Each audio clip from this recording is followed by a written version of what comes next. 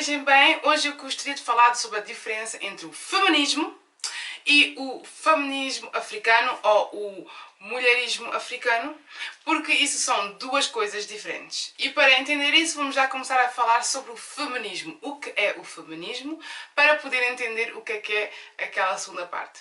Então, a primeira parte, o feminismo, a definição que eu encontrei na internet é: o feminismo é um conjunto de movimentos políticos, sociais, ideologias e filosofias que têm um objetivo comum: direitos iguais e uma vivência humana por meio do empoderamento feminino e da libertação de padrões patriarcais. Aqui eu tenho a primeira palavra que tenho que se lembrar, que é a palavra patriarcado. Envolve diversos movimentos, teorias e filosofias que advogam pela igualdade entre homens e mulheres, além de promover os direitos das mulheres e seus interesses. Mais facilmente dito, elas queriam se emancipar. A saber que esse tipo de feminismo começou na Europa e nos Estados Unidos, mas não no resto do mundo. O feminismo alterou principalmente as perspectivas predominantes em diversas áreas da sociedade ocidental, que vão da cultura ao direito. As ativistas femininas fizeram campanhas pelos direitos legais das mulheres, pelo direito da mulher à sua autonomia e à integridade do seu corpo, pelos direitos ao aborto e pelos direitos reprodutivos, incluindo o acesso à contracepção. Elas também lutaram pela proteção de mulheres e garotas contra a violência doméstica e assédio sexual e o estupro, entre outros, pelos direitos trabalhistas, incluindo a licença de maternidade e salários iguais e todas as outras formas de discriminação.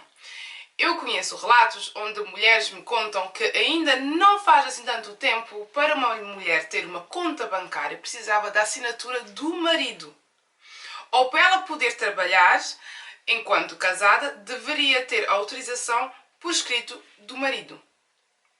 Isso para nós agora parece assim um bocadinho estranho, porque os tempos já mudaram, mas isso é coisas que ainda aconteceram nos anos 50 e 60. Então, fora da Europa e dos Estados Unidos, não ainda havia essa tendência. Então, quando é que os outros lados do mundo começaram com essa tendência? Foi principalmente em 1960. Como o movimento pelos direitos civis que surgiu nos Estados Unidos e o colapso do colonialismo europeu na África e na Caraíbe e em partes da América Latina e o Sudoeste Asiático. Desde então, as mulheres nas antigas colónias europeias e nos países em desenvolvimento propuseram feminismo pós-colonial, nas quais, como algumas postulantes, como Chandra Talpad, Montagny, criticam o feminismo tradicional ocidental como sendo etnocêntrico.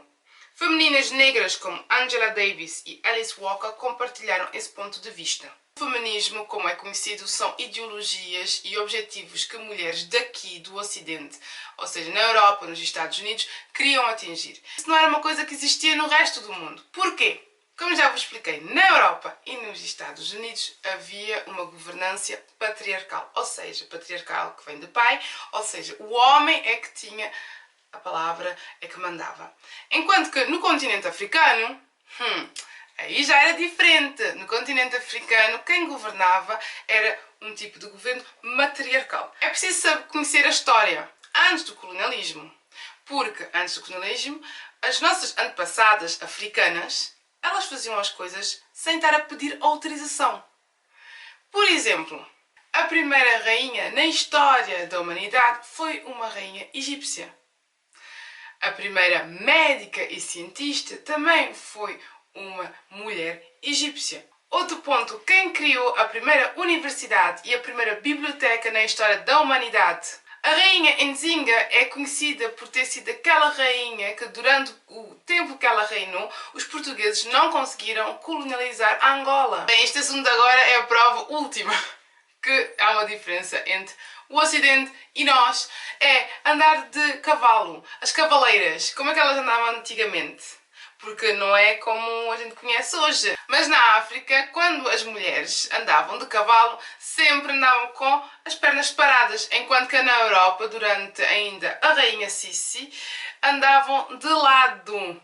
E quando a rainha da Inglaterra começou a andar de cavalo, como nós estamos habituados a ver hoje, foi assim muito criticada. Para voltar ao assunto das cavaleiras, porque é que eu estou a mencionar isso? É porque antigamente as mulheres africanas também participavam na tropa. Não é uma coisa que veio muitos anos depois, como hoje temos o hábito de ver, mas é uma coisa que sempre existiu. Nunca houve aquela pergunta, será que a mulher pode ir para a tropa ou não? As melhores cavaleiras, já disse, né? As mulheres eram melhores cavaleiras do que os homens e eram as melhores a atirar flechas com o arco. A prova disso é a história da princesa Yenenga. Ela queria casar-se e ter uma vida familiar. O pai não queria. Porquê? Porque não havia melhor formadora no reino dele que pudesse formar as mulheres a serem boas cavaleiras e a tirar com a flecha. A pergunta agora é assim: será que um homem não podia treinar? Mas o peso do homem é muito maior que a mulher. Então, para a mulher, facilita mais de ser cavalheira. Para quem não conhece a história da princesa Yenenga, eu agora vou fazer uma pequena versão. Ela acabou por fugir e é hoje a fundadora do país que se conhece hoje como Burkina Faso. A rainha Amina era conhecida por ter uma tropa exclusivamente de mulheres. A rainha Nefertiti não foi aquela rainha que estava ali sentada no trono a escutar o que é que o marido dizia. Não, o marido pôs ela a fazer negociações com muitos povos, entre outros o povo hitita. E foi graças a essas negociações que eles tiveram paz. A mulher africana nunca teve medo de viajar. A prova disso é quando o rei Salomão estava a reinar, a rainha Macadia, a rainha Sabá, conhecida como Macadia, foi da Etiópia, o que hoje conhecemos como Etiópia, até Israel, para ver se aquele rei que toda a gente falava, que tinha tanta fama, realmente era um tão bom rei. Estas informações que eu acabei de vos dar eram só algumas informações para vos mostrar que a vida na sociedade do continente africano era totalmente diferente antes de ser colonializada pelo europeu. A gente, como mulheres africanas, nunca tivemos que nos emancipar. Foi só quando fomos colonializadas e que, entre outros, a arma de guerra foi o quê? Foi nos cortar o cabelo e estuprar e violar. Foi o que eles encontraram e ainda hoje, infelizmente, isso é uma arma de guerra na África. Eu queria ser breve e queria só vos mostrar que, em como mulher africana, antigamente a gente nunca teve que se emancipar. Era normal uma mulher saber fazer tudo aquilo que eu citei agora, entre outras coisas. A mulher estava ao mesmo nível que o homem e eles eram uma equipa que trabalhavam juntos e que avançavam juntos. A gente nunca teve de se emancipar como a sociedade já aqui no Ocidente. Agora, mais do que nunca, é super importante nós conhecermos a nossa história e saber mais de onde é que a gente veio, de esquecer essas mentiras que nos contaram todos estes anos, de nos livrar dessas manipulações que nos foram feitas durante 400 anos e que ainda hoje acreditamos nelas. Por isso, se vocês querem ver mais destes vídeos, não se esqueçam de se inscrever aqui no meu canal, de partilhar para que essas informações também estejam com outras pessoas. Espero vos ver no próximo domingo. Fiquem bem. Tchau!